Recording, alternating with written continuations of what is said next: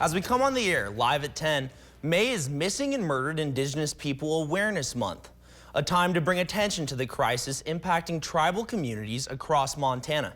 Tonight, in part 1 of our Vanished in Montana series, we look into the disappearance of Gabe Calfbossribs, who went missing from the Blackfeet Reservation last summer.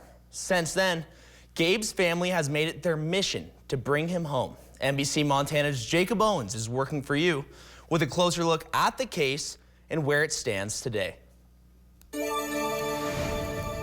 Family of Gabe Calfbossribs gather at the dump outside of Browning.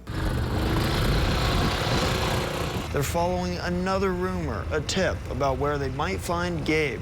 This will be the first of 3 stops for the afternoon, searching for anything that may help them bring Calfbossribs home. Small searches like these have become the norm for Calfbossribs' family since he went missing more than 9 months ago from the Blackfeet Reservation.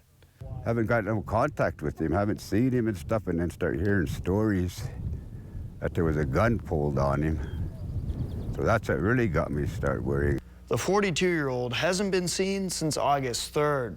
The family takes to the streets of Browning to get information from those who knew Gabe. These rumors have led Calfbossribs underneath abandoned buildings looking for his nephew. Other tips include Gabe being placed in creeks near Dump Road or behind a gas station in Browning. Daniel Calfbossribs was among those who went to a trailer outside of town to recover his nephew's boots not long after he went missing. He tells NBC Montana he brought them to the jail. He's not sure what happened since. Gabe's sister, Kelly Fitzgerald, is the point person for law enforcement. She says the communication is terrible. From the beginning, if I was told, like, hey, any information, you got to go write it out and give it to somebody for a report at BLS, I would have done that. Fitzgerald says earlier this year, Blackfeet Law Enforcement Services contacted her about human remains found last fall. Fitzgerald submitted her DNA for a possible match. As far as she knows, the results are still pending. NBC Montana reached out to multiple agencies to learn more about Gabe's case. FBI spokesperson Sandra Barker out of Salt Lake City referred us to Blackfeet Law Enforcement, as did Special Agent Stephen Redcloud with the Bureau of Indian Affairs. I've left half a dozen messages for Blackfeet Police Chief Misty Keller, as well as several emails. There's been no reply. You have reached the mailbox for extension.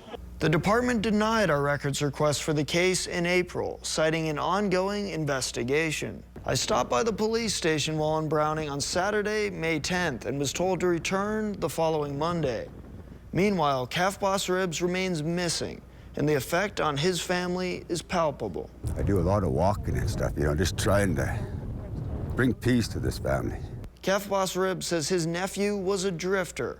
Family members acknowledge he struggled with alcohol addiction, but Gabe's relatives describe him as a good person, gentle, someone who kept in touch with family. If anybody has information, if a rumor you may have heard, please let us know so we can follow up on it.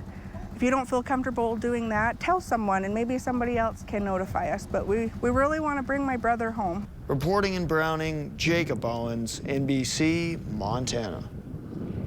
Gabe's case is one of many unsolved disappearances across Montana.